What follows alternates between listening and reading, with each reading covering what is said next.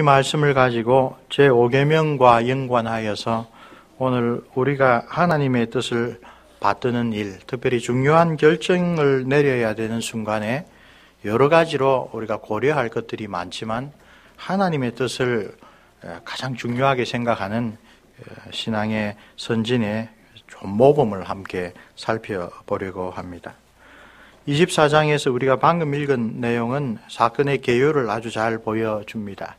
그 이전에 일어났던 일은 우리가 다 잘 알고 있지요. 하나님께서 사울을 이스라엘 나라의 구약교회의 첫 번째 왕으로 가장 중요한 직분자로 세우셨습니다. 그가 시작할 때는 하나님의 성령으로 시작했습니다. 사울도 선지자 가운데 있느냐라는 말이 속담이 될 정도로 하나님의 성령의 도움을 받고 하나님이 기뻐하시는 그런 일들을 했습니다. 나중에 뒤편에 가면 기록되어 있는 것처럼 모세가 규정한 대로 이스라엘 나라에서 무당과 박수와 점치는 자들을 다 쫓아낸 것이 바로 사울 왕이었습니다. 그는 아주 시작이 좋았습니다. 그러나 자기가 하나님께서 세워주신 그 일의 소명을 잊어버리고 그 직책, 그 직분, 자기가 누리고 있는 신분의 마음을 빼앗겼을 때 하나님의 일을 자기 마음대로 처리하기 시작하고, 그리하여 선지자 사무엘을 통하여서 네가 하나님을 버렸으니 하나님도 너를 버렸다는 아주 안타까운 선고를 듣게 됩니다. 그때 이래로 사울은 더욱더 자기의 위치, 자기가 누리고 있는 왕의 직분을 굳게 잡으려고 합니다. 자기가 왕이고 자기의 아들 요나단이 후계자가 되기를 소원합니다. 그리고 하나님께서 선지자 사무엘을 통하여 다른 사람, 곧 다윗을 기름 부어 세웠다는 것을 알게 되자 그가 정말 이스라엘을 구한 영웅이고 자기의 사위였는데도 불구하고 그를 핍박하여 죽이려고 합니다. 어떻게 아슬아슬하게 다윗이 이스라엘의 수도에서 피하여 목숨을 건지기 위하여 도망쳤는지 우리는 잘 알고 있습니다. 거기에 오늘 보면 다윗 홀로 있는 것이 아니라 그의 가족과 친족들과 또 사울 치하에서 억울하게 박해당하는 많은 무리들이 다윗에게 희망을 걸고 따라와서 다윗의 집단을 이루게 된 것을 우리가 알 수가 있습니다. 그리고 여기 사울이 블레셋 사람과 싸우다가 그들과의 전투를 일단락하고 오니 누군가 그에게 말하여 이르되 다윗이 어디 엔게디에 숨었습니다. 정보 조직을 가동하여서 끊임없이 다윗을 찾아 죽이려고 이 사람이 사는 한 나와 내 자손의 번영은 요원하다. 그런 생각을 가지고 집요하게 추적했던 것을 알 수가 있습니다. 3,000명이나 되는 정예 부대를 소집하여 다윗을 잡으려고 했습니다. 그러나 하나님께서는 그때그때 다윗에게 피할 길을 주시고 또 그때그때 다윗에게 위로를 주십니다. 오늘은 그 가운데 아주 독특한 사례입니다. 박해자 사울이 무방비 상태로 다윗과 그 부하들 앞에 노출되어 있습니다.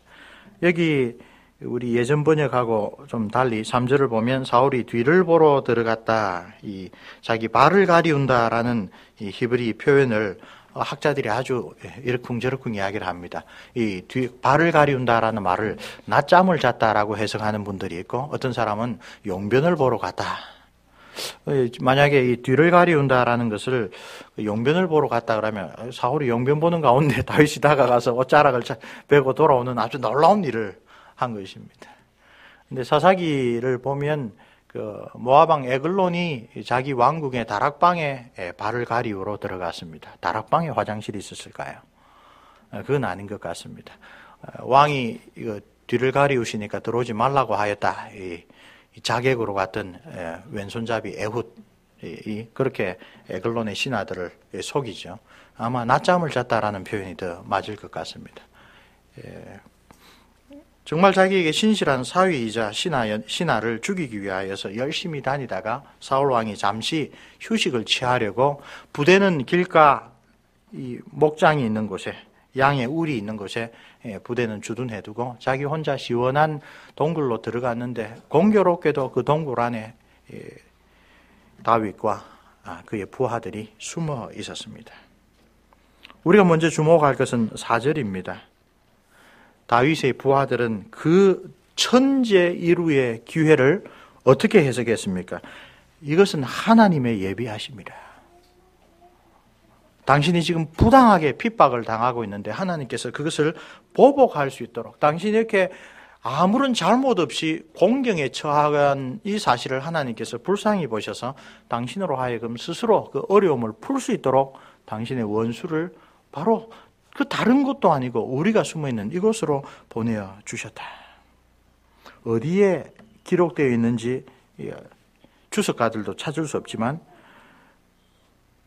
다윗의 사람들이 이르되 보소서 여호와께서 당신에게 이르시기를 내가 원수를 네 손에 넘기려니 네 생각에 좋은 대로 그에게 행하라. 부하들이 말하되 하나님이 다윗에게 언제 네 원수를 네 손에 넘길 테니까 네가 좋은 대로 해라. 그러지 않았습니까? 하나님의 말씀을 들어서 다윗을 설득하려고 합니다. 이게 바로 그겁니다. 원수가 누굽니까? 당신을 부당하게 죽이려고 하는 사울 아닙니까? 이게 하나님께서 당신에게 말씀하신 그 뜻입니다. 라고 이야기를 하고 있습니다. 그런데 다윗은 그 부하들의 충고에 어떻게 반응했습니까? 처음에 아마 마음이 동했을 수도 있습니다. 가서 사울에게 내가 당신을 충분히 해칠 수 있다라는 그런 증거를 보이려고 합니다. 옷자락을 베었습니다. 그러나 곧 자신의 그런 행동을 반성하였다라고 나오고 있습니다. 무엇 때문에요? 나중에 자기 부하들을 설득하는 말로 쓴 대로 하나님께서 세운 자를 하나님의 손에 맡겨야 한다라고 하는 그 원칙 때문에 그 마음이 크게 반성을 하게 되었다고 기록하고 있습니다. 사랑하는 성도 여러분, 다윗의 이런 결정은 상당히 우리에게 그가 처한 형편을 볼 때에 참 대단한 사람이다. 일반 하나님을 알지 못하는 사람이라면 이런 상황은 정말로 그에게 일생에 한 번 찾아올까 말까한 그런 기회라고 생각이 될 텐데 다윗은 그런 일반적인 사람들의 사고방식과 전혀 다르게 생각하고 판단하고 결정하였구나. 한번 생각해 봅시다. 다윗이 이런 결정을 내릴 때에 참 어려운 두 가지 형편이 있었습니다. 우선 자기가 지금 사울을 어떻게 해치우지 않으면 앞으로도 이제껏 당하던 고통을 계속 자기가 받아야 됩니다. 자기는 감당할 수 있습니다. 그런데 누가 같이 받습니까? 바로 자기와 함께 자기에게 희망을 걸고 따라왔던 많은 부하들도 지금 다윗이 결단을 내려서 그 핍박받는 그 고생의 원인을 제거하지 않으면 앞으로도 계속 고생을 당하게 됩니다. 우리 부모들이 생각할 때 우리는 고생해도 우리 자녀들이 그렇게 고생하는 거 그거 참 마음 아파합니다. 누구든지 앞장서서 결정을 내려야 될 리더의 자리에 있으면 항상 고민되는 게 나는 견디겠는데 나의 결정 때문에 나의 자녀들이, 나의 결정 때문에 나를 믿고 따르는 사람들이, 나의 결정 때문에 이런 고통을 안 당해도 될 수 있는 사람들이 고통을 당한다. 그것이 얼마나 결정을 내리는데 부담을 주는지 우리가 잘 알고 있습니다. 우리의 부모님들도 그랬고요. 지금 우리도 부모가 되어서 자녀를 볼 때 종종 하나님의 뜻보다 우리의 마음, 인간적인 형편을 고려하게 되는 것이 바로 이것 때문입니다. 우리는 내가 결정한 대로 살아가지만 내 결정 때문에 자기 스스로 결정하지 못한 우리 자녀들은 어떻게 할 것인가?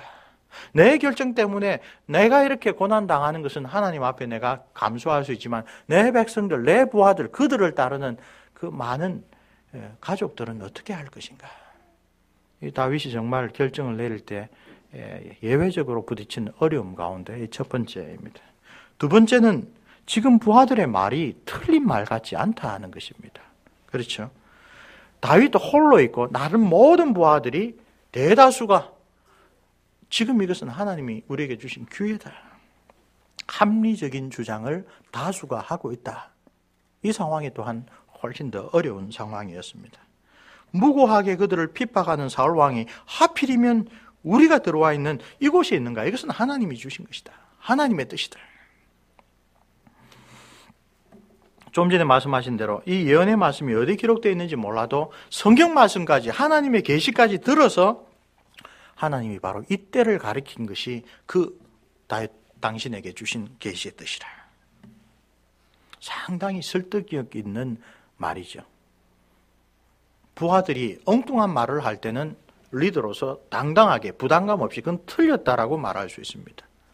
그러나 자기 부하들이나 우리 자녀들이나 우리가 책임지고 있는 사람들이 대다수가 하는 이야기가 합리적이고 근거가 있고 그럴 경우에는 참 그와 반대하는 결정을 내리기가 쉽지가 않습니다. 그러므로 다윗은 지금 홀로 대다수의 설득력 있는 합리적인 주장을 물리치고 자신의 입장을, 자신의 결단을 밀고 나가야 될 그런 시절이었습니다. 이건 자기가 결심한다고 되는 게 아니라 무엇입니까? 그 부하들 모두의 마음을 돌려놓아야 되는 그런 순간이었습니다. 근데 여기서 두드러지는 것, 우리에게 아주 하나님께서 가르쳐 주시려고 하는 교훈이 나타납니다.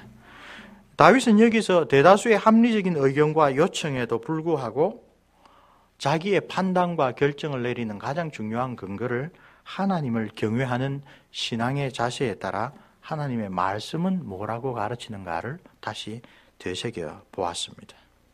구체적으로 이 당시 다윗의 마음을 결정하고 부하들을 설득하게 된 게 6절에 나와 있죠. 하나님께서 친히 세우신 왕에 대하여 하나님께서 친히 심판하실 것이라. 바로 이것이 오늘 우리 제5계명을 생각할 때에 아주 깊이 있게 돌아보아야 할 뜻입니다. 제5계명을 우리 하이델베르 교리문답으로 한번 읽고 무슨 말씀인지 한번 더 생각을 해봅시다. 제5계명에서 하나님께서 원하시는 것은 무엇입니까? 백사문에서 이렇게 질문합니다. 대답은 나의 부모님 그리고 내 위에 있는 모든 권위에 대하여 모든 공경과 사랑과 신실함을 나타내고 그들의 모든 좋은 가르침과 징계에 대해서는 합당한 순종을 하고, 여기는 전혀 큰 문제가 없어 보입니다. 부모님이나 하나님께서 우리에게 위에 세우신 분들이 하나님 말씀을 따라 바르게 가르치면, 또 하나님 말씀에 따라 우리에게 바르게 꾸짖으면 마땅히 순종하는 게 하나님 뜻입니다. 그러나 그 다음에 그들의 약점과 부족에 대해서는 인내해야 합니다.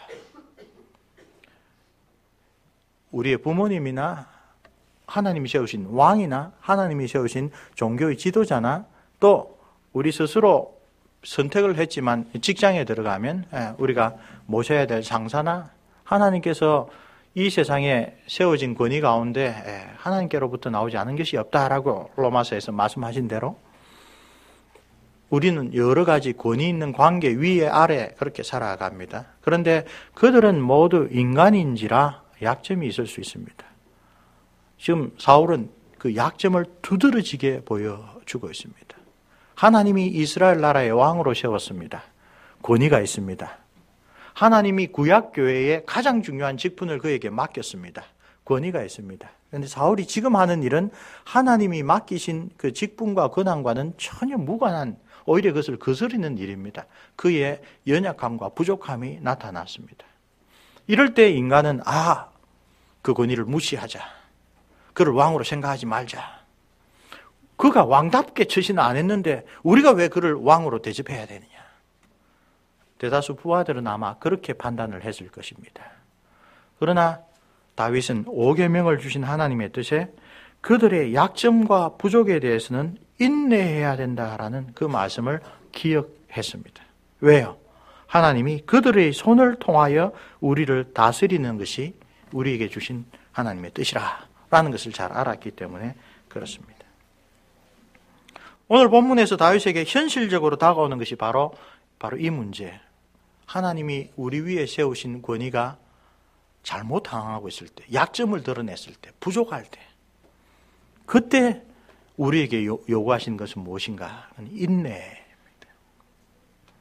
한때 이스라엘을 구한 영웅이었죠. 사울도 그렇고 다윗도 그랬습니다. 또 다윗이 왕의 사위로서 고위 관직을 맡아 일할 때 하나님이 함께 하셔서 그를 통하여서 일이 되지 않는 것이 없을 정도로 형통하게 했습니다. 다윗은 국가가 어떻게 돌아가야 되는지 정치와 행정의 관리를 경험을 가진 아주 귀한 직분자 역할을 했었습니다. 그런 다윗이 한번 생각해 봅니다. 여기서 내가 나와 나를 따르는 이 무리들의 평안과 안녕을 위하여 사울을 쳤다라고 생각을 해보자. 그러면 자기와 자기를 따르는 사람들의 개인적인 형편은 확 달라지겠죠. 더 이상 다윗을 죽이려고 하는 사람은 직접적으로는 없어지겠죠. 그러나 나라의 일을 생각해 봅시다. 이스라엘 나라는 어떻게 되겠습니까? 지금 이 본문의 1절에 사울이 블레셋 사람을 쫓다가 사울에 대한 유대인들의 찬양을 보면 블레셋으로부터 유대를 구한 영웅으로 나타납니다. 사울은 용사였습니다. 그의 아들 요나단도 용사였습니다. 근데 다윗이 자기에게 악행을 한다고 해서, 자기에게 부당한 권위를 발휘한다고 해서 자기의 생명을 쫓는 이 사울을 해치면 자기 자신은 좀 좋아질 줄 모르나 국가에는 큰 혼란이 올 것을 잘 알 수 있습니다. 나는 편할 수 있으나 교회는 어려움을 당한다. 그렇죠? 우리는 그건 후일담으로 알 수 있습니다. 다윗은 꾹 참았습니다. 끝까지 참았습니다. 그리고 난 다음에 하나님께서 정말 사울을 데려가시고 난 다음에도 쉽게 그 나라가 하나가 되지 못했습니다. 사울의 다른 아들을 택하여 많은 지파들이 다윗을 인정하지 않은 것이 3년 6개월이나 되었습니다. 그 가운데 많은 골육 상쟁도 있었습니다. 다윗은 자기 개인의 문제와 나라의 문제 혹은 교회의 문제를 견주어 보았을 수 있었습니다. 왜 하나님이 무조건 하고 참으라, 부모가 잘못해도 무조건 하고 참으라, 교회가 잘못해도 무조건 하고 참으라, 왕이 잘못해도 무조건 하고 참으라, 그런 뜻이 아니라 그들을 통하여 약점과 부족을 가지고 있지만 그들을 통하여 우리를 다스리게 하신 게 하나님의 뜻이다라는 말이 무슨 뜻인지를 잘 알고 있었기 때문에 그렇습니다. 여기서 사울을 죽인다면 어떻게 될까? 나와 나를 신실하게 따르는 소수의 무리에게는 득이 될 수 있습니다. 그러나 나라와 교회에는 결코 득이 되지 않습니다. 본문이 일일이 말해주지 않지만 다윗의 근본적인 자세에서 하나님을 더 중요하게 여기고 하나님의 일을 더 앞장 세우는 그런 일에서 잘 나타납니다. 하나님이 세우셨으면 하나님이 벌하실 것이다. 그건 무슨 말입니까? 핑계대는 것 아닙니다. 요즘에 교회에서 많이 하듯이 목사가 아무리 잘못해도 말하지 말라, 그런 식으로 이 구절을 해석하는 것이 아닙니다. 약점과 부족에도 불구하고 그를 통하여 하나님께서 지금 나라를, 교회를 이끌어 가시는 측면이 있다는 겁니다. 그리고 그를 통하여 다스리는 것이 하나님의 뜻에 어긋날 때는 하나님이 거두어 가시리라. 우리 동양적으로 표현하면 개인적인 그런 문제보다도 공적인 문제를 앞세운 것입니다. 주기도문을 따라 설명하자면 하나님 나라와 그 일을 먼저 구한 것입니다. 사도 바울은 그런 태도를 신약 성경에서 두 구절에서 이렇게 이야기를 합니다. 로마서 13장 2절, 권세마다 하나님께로서 나지 않은 것이 없다 1절에서 말하고 난 다음에, 그러므로 권세를 거스르는 자는 하나님의 명을 거스름이니 거스르는 자는 심판을 자취하리라. 지금 나와 내 충실한 부하들에게 도움이 되는 일을 내가 했다고 하면 결국은 하나님의 명을 거스르는 일이고 결국은 그것이 나에게 오히려 화가 된다라는 것을 다윗은 깨달아 알고 있었던 것입니다. 하나님께서 세우신 권위를 무시하는 자는 곧 하나님을 무시하는 것이다. 골로새서 4장 1절에도 이 제5계명이 단순히 아래 사람들이 위에 사람들에 대하여 어떻게 해야 될까를 가르치는 그 계명에 한정되지 않는다는 것을 잘 가르쳐 주시죠. 상전들아, 의와 공평을 종들에게 베풀지니 너희에게도 하늘에 상전이 계심을 알지어다. 이 말씀은 제5계명으로 사람들이 궁극적으로 생각해야 될 분은 하늘에 계신 대주제이신 하나님이다. 지난번에 한번 5계명을 가지고 말씀을 나눈 적이 있죠. 우리 배꼽 이야기도 하였고, 또 우리가 정말 부모를 통하여 큰 은혜와 사랑을 받았다는 것을 깨닫고 궁극적으로 하나님께서 부모, 눈에 보이는 부모에 대한 우리의 깨달음을 통하여 이 모든 것을 주장하시고 이 모든 것을 우리에게 허락해 주신 하늘에 계신 아버지를 사랑하고 공경할 것을 배우게 하셨다. 그래서 제5계명은 우리 위에 계신 하나님에 대한 계명, 1계명에서 4계명, 우리 옆에 있는 이웃에 대한 개념, 살인하지 말지니라부터 10계명까지 그 두 개를 연결해 주는 아주 핵심적인 위치에 놓여 있다고 그렇게 말씀드렸죠. 지금 다윗은 지금 생각해야 될 것은 나와 내 부하의 안위 혹은 나라의 일, 그보다 더 높게 하나님, 내 주제 하나님의 뜻이 무엇인가. 그래서 어떻게 보면 너무나 당연하게 한 일에 대하여도 자기가 과연 사울의 그 옷깃을 자른 것, 그에 대해서도 아주 깊이 있게 반성하고 있습니다. 사랑하는 성도 여러분, 다윗의 이 결단은 정말 비범한 결단이라고 할 수 있습니다. 따라서 우리에게 큰 도전과 교훈을 줍니다. 무엇이 가장 핵심적입니까? 중요한 인생의 결정을 내릴 때 우리는 하나님의 분명한 말씀의 교훈을 따라 결정하고 움직여야 된다. 종종 우리는 결정을 내릴 때 다윗이 처한 상황에 처하게 됩니다. 부하들의 말, 합리적입니다. 다수 의견입니다. 내 혼자 결정하고 내가 책임지면 좋겠지만 그러지 못한 상황에 있습니다. 나를 바라보는 사람들의 형편을 돌아봐야 합니다. 그런데 그런 것들이 때때로 우리를 압도하여 상황이 이러니 하나님께서 이렇게 하라는갑다라고 쉽게 우리는 형편에 굴복하여 하나님의 뜻을 곡해할 때가 있습니다. 그러나 오늘 다윗은 그렇지 않다. 모든 사람들이 합당한 이유를 들어 자기를 설득해도 하나님의 말씀은 그렇게 가르치지 않는다라고 분명하게 판단하고 결단하고 그들을 설득할 줄을 알았습니다. 신명기에서도 모세가 일찌감치 이야기를 했죠. 나중에 너희들이 가나안 땅에 들어가면 거짓 선지자들이 반드시 일어날 텐데 거짓 선지자들을 구별할 줄 알아야 된다. 두 가지 원리를 줍니다. 첫째 원리는 뭡니까? 예언을 했는데 예언이 들어맞지 않으면 당연히 거짓 선지자입니다. 문제는 예언을 했는데 들어맞습니다. 놀라운 기적과 표적을 보입니다. 그러면 사람들 믿기 쉽습니다. 근데 그때도 모세는 뭐라고 합니까?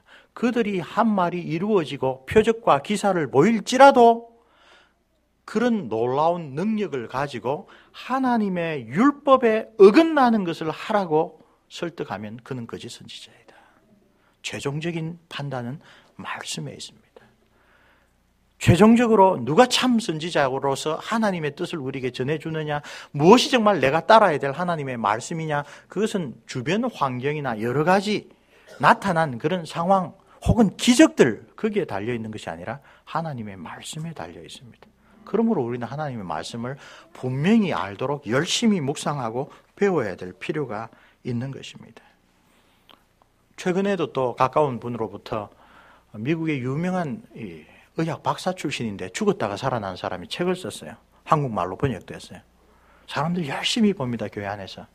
성경은 뭐라고 합니까? 부자와 나사로 이야기에서 예수님께서 저들에게 모세와 선지자가 있으니, 성경 말씀이 있으니 성경 말씀을 보고도 듣고도 믿지 아니한 자는 죽은 자가 다시 살아나서 이야기해도 믿지 아니하리라. 예수님의 말씀입니다. 그런데 우리는 얼마나 연약한지요. 그냥 막 이상한 사람이 아니라 의학 박사가 죽었다고 살아나서 글을 썼다 그러면 그 대단한갑다. 그걸 보고 우리의 믿음에 위로를 얻으려고 그렇게 합니다. 우린 그러기 너무 쉬운 사람들입니다. 그러나 오늘 다윗은 정말로 힘들고 어려운 상황 속에서도 우리는 오직 하나님의 말씀을 따라 결단하고 판단하고 우리의 삶을 이끌어 가야 한다라는 것을 잘 보여주었습니다. 당장 그의 결정은 이런 고난이 계속될 것이다. 부하들은 그때 그 좋은 기회를 왜 우리 지도자가 말이야. 그때 그 좋은 기회를 왜 우리 교회 목사님 말이야. 왜 우리 아버지가 우리 엄마가 말이야. 놓쳤느냐. 그런 불평을 아주 많이 쏟아낼 겁니다. 실제로 뒤로 그렇게 되었습니다. 25장에 가면 그 에피소드가 있죠. 사무엘이 죽고 난 다음에 그러니까 다윗이 의지할 정말 기둥 하나가 완전히 사라져 버렸습니다. 26장 가면 사울이 그렇게 눈물 흘리면서 다윗아, 네가 나보다 더 낫다. 그랬던 사람이 언제 눈물 흘리고 언제 그렇게 반성을 했는가 하는 듯이 다시 찾아와서 죽이려고 합니다. 부하들의 그 마음이 어떻겠습니까? 그때 하나님이 그때 기회를 주셨는데 얼마나 많은 불평을 할 수 있었겠습니까? 다윗이 뛰어난 점이 바로 여기에 있습니다. 이런저런 상황에도 불구하고 여러 가지 환경에도 불구하고 하나님의 말씀이 무엇인가를 바르게 분별하고 그 말씀에 따라 살 수 있었다. 평소에는 말씀 하다가도 자기의 형편이 어렵고 힘들게 되면 곧장 다른 것들을 찾는 것이 우리의 연약함입니다.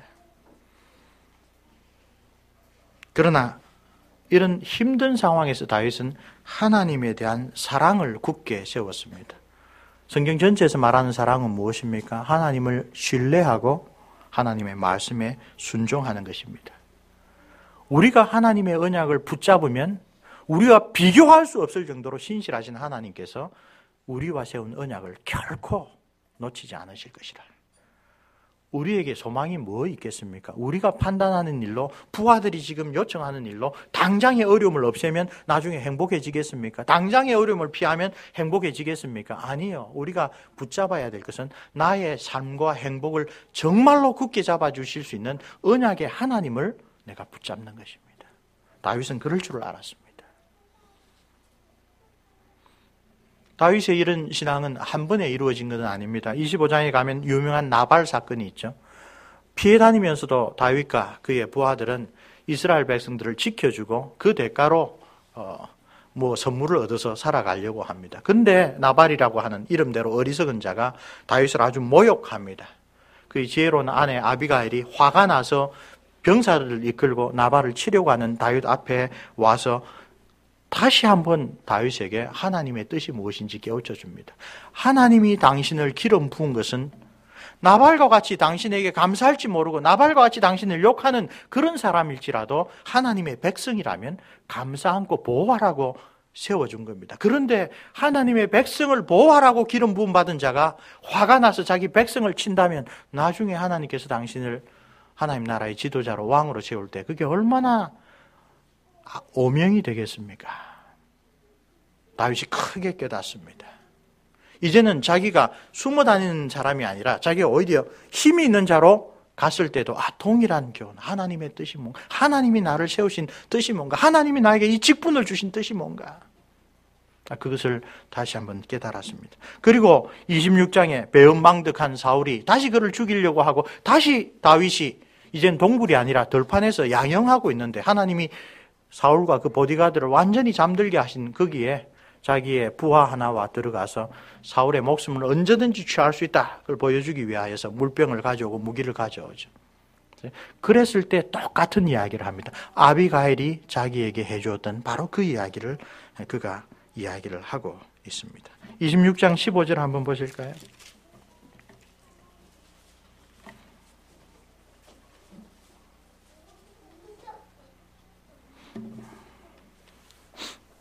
다윗이 아브넬에게 이르되 내가 용사가 아니냐 이스라엘 가운데 너 같은 자가 누구냐 그러한데 네가 어찌하여 내 주 왕을 보호하지 아니하였느냐 백성 가운데 한 사람이 내 주 왕을 죽이려고 들어갔으니라. 오히려 꾸짖고 난 다음에 그 이전에도 똑같은 일이 벌어집니다. 8절 아비새가 다윗에게 이르되 하나님이 오늘 당신의 원수를 당신의 손에 넘기셨다. 내가 가서 다윗 당신이 직접 안 해도 됩니다. 내가 찔러 죽이겠습니다. 다윗이 아비새에게 이르되 죽이지 말라. 누구든지 손을 들어 여호와의 기름 부음 받은 자를 치면 죄가 없겠느냐 하고 다윗이 또 이르되 여호와께서 살아계심을 두고 맹세하노니 여호와께서 그를 치시리니 혹은 죽을 날이 이르거나 또는 전장에 나가서 망하리라. 이 표현이 어디서 나왔습니까? 25장에 보면 아비가일이 그 어리석은 자는 하나님의 손에 맡기십시오. 그 이후에 얼마 안 돼서 나발이 정신 차리고 겁에 질려서 죽습니다. 하나님 그를 데려가십니다. 아하, 하나님이 내 손으로 원한을 갖고 내 손으로 악한 일을 하지 않아도 뜻대로 섭리하시는구나. 그것을 가지고 다윗이 자기가 하나님의 말씀을 따라 결정하고 어려운 길을 가게 된 것을 하나님이 기뻐하시는구나. 하나님이 내 인생을 인도하시는구나를 체험한 것을 여기서 고백하고 있습니다. 사랑하는 성도 여러분, 우리 역시 한두 차례에 걸쳐서 이런 일들을 다 잘 배울 수는 없을 것입니다. 오늘 내 부모를 공경하라라고 하신 그 공경이라는 말은 사실은 누구와 연결됩니까? 그 계명을 주신 하나님을 공경하라. 하나님을 사랑해라. 하나님의 말씀을 신뢰하고 하나님의 그 말씀에 순종하고 살아라. 그리하면 언약에 신실하신 하나님께서 언약을 지키려고 노력하는 우리를 더욱더 구체는 언약 안에서 지켜주실 것이다. 우리의 생각으로 좋은 것을 찾는다는 것, 당장 도움이 될 수는 있을지 모릅니다. 그러나 하나님의 손에 자기의 운명을 맡기는 것, 그것과 비교할 수는 없는 것입니다. 왜 나를 하나님 백성으로 불러주셨는가? 왜 나를 교회로 인도하여 주셨는가? 왜 나에게 직분을 주셨는가? 이것을 통하여 내가 무엇을 하도록 하나님께서 원하시는가?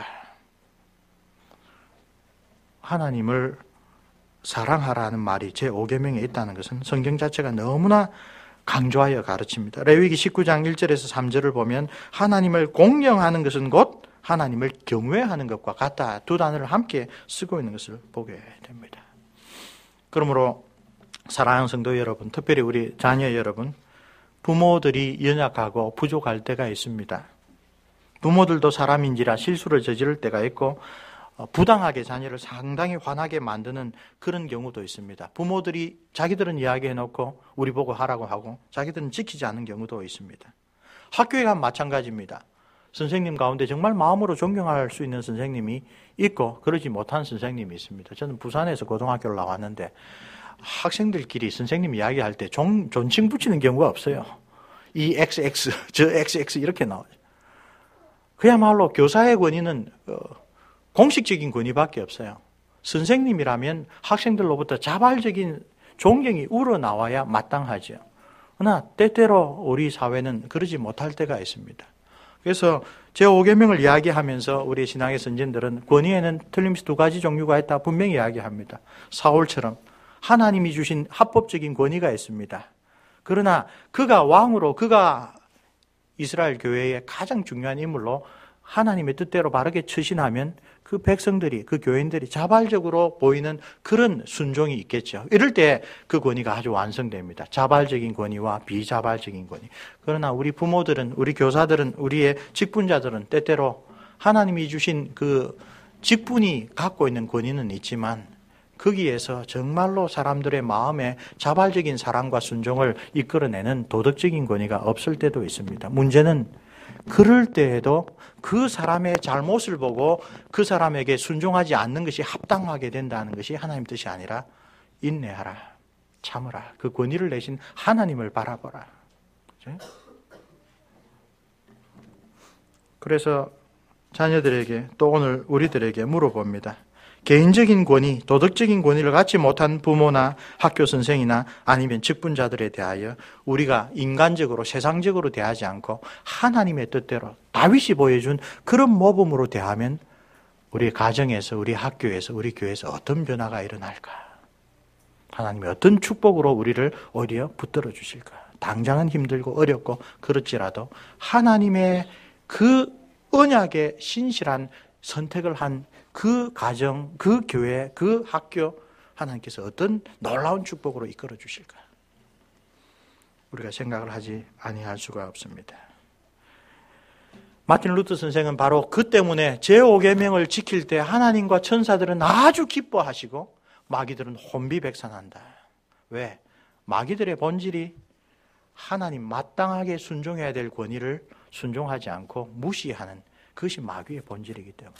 근데 우리가 모든 합당한 이유에도 불구하고 하나님의 말씀을 따라 다윗처럼 권위에 순종하고 참고 인내하고 하나님의 언약에 기대고 있으면 마귀는 혼비백산합니다. 하나님은 천사와 더불어 우리를 기뻐하십니다. 우리 사랑하는 자녀들, 우리 주보 이면을 한번 보십시오. 필립 홀트롭이라고 하는 미국의 칼빈 대학교 신학 교수가 자기 아들 피터, 세 번째 아들로 알고 있는데요. 중학교 들어갈 때에 긴 편지를 썼습니다. 그 가운데 일부만 가져왔습니다. 무엇을 나중에라도 깨닫기를 원했는가? 내가 지금 이 모습으로 태어난 게 얼마나 놀라운 하나님의 섭리인가? 예정에 대한 믿는 자의 책임을 깨우쳐 주기 위하여 저 아이에게, 자기 아들에게 편지를 쓴 것 가운데 아주 안타깝게도 한 절반 정도만 인용했습니다. 근데 내가 태어났을 때 사람들은 너를 보고 수억 개의 가능성 가운데 하나였다. 정자와 난자와 결합할 때 그거 정말 숫자적으로 살려보면 어떤 정자와 어떤 난자가 결합하는 것에 따라 오늘 내가 될 수도 있고 내가 아닌 다른 존재가 될 수 있었습니다. 그런데 누가 너를 지금 너의 모습이 되도록 결정했을까? 너의 부모도 아니다. 겉으로 보면 그럴지 몰라도 그 놀라운 가능성 가운데 어느 한 것과 어느 하나가 만나게 하는 것은 부모가 정해서 부모 뜻대로 되는 게 아니다. 오늘 네가 우리와 함께 있는 기적을 돌아보면 내가 태어나게 된 데는 우리가 해야 했던 일이 얼마나 적은 것이었는지 놀라지 않을 수가 없다. 우리는 이 난자와 이 정자의 결합에 대해 아무런 구체적인 결정도 하지 않았다. 너 자신도 아무런 결정도 하지 않았다. 그렇다면 누가 너를 네 자신이 되도록 이 시대에 하나님 나라에 오도록 이 특별한 부모, 형제, 조부모를 갖도록 이곳에서 살도록 이 특별한 친구들 미국에서 태어났다는 이야기죠. 또 미국 사람들의 가치와 이념을 가지도록 그렇게 결정했을까? 이런 요인은 반드시 죽을 운명에 있는 인간으로서는 조금도 손댈 수 없는 것인데 그러나 이런 요인들이 없었더라면 너는 오늘 너의 모습이 아니다. 참으로 많은 것이 너희를 위해 작정되었고 그런 작정이 없었으면 너는 도무지 이곳에 있지 못할 것이다. 이런 이야기를 합니다. 가만히 돌아보면 우리의 삶을 이끌어갈 때 우리가 스스로 결정하는 것보다 얼마나 많은 것이 하나님의 은혜와 사랑과 섭리의 손안에 있는가를 자기 자녀에게 깨우쳐 주기를 원했던 것입니다. 오늘 우리가 그것을 한번 돌아봅시다. 그리고 이런 사랑을 깨닫고 난 다음에는 다윗과 같은 태도를 취하는 게 훨씬 하나님이 기뻐하시는구나. 우리가 다시 한번 깨달을 수가 있습니다.